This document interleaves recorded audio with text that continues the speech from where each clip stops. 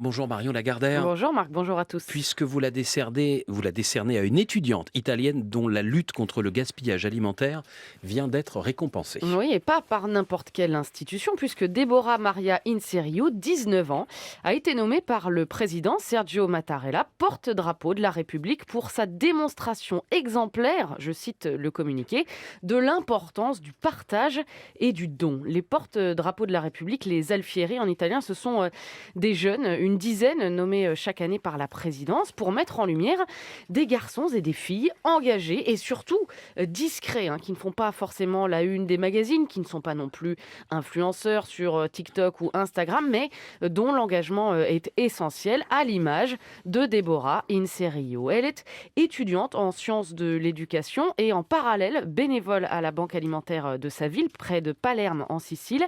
Elle a commencé quand elle avait 10 ans en sortie scolaire et depuis, elle n'a jamais raté une collecte, devenant même avec les années une communicante hors pair, multipliant les interventions dans les écoles auprès des plus jeunes, parce que la lutte contre le gaspillage, dit-elle, ça commence par l'éducation, par l'information, par la transmission. Un engagement récompensé donc par ce titre de porte-drapeau de la République, titre qui l'a surprise, mais dont elle a décidé de profiter pour passer son message le plus largement possible. Au quotidien La Repubblica, elle explique qu'en Italie, le gaspillage alimentaire représente 9 milliards d'euros perdus par an, des denrées qui bien souvent pourraient être données au lieu d'être jetées.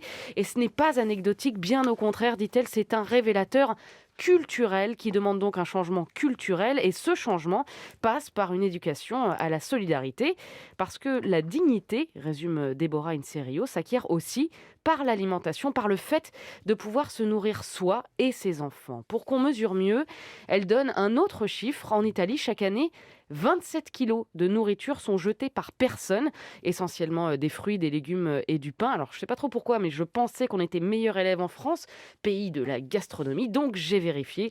Sauf que chez nous, c'est pire, c'est 29 kilos par an et par Français, d'après les chiffres de l'ADEME.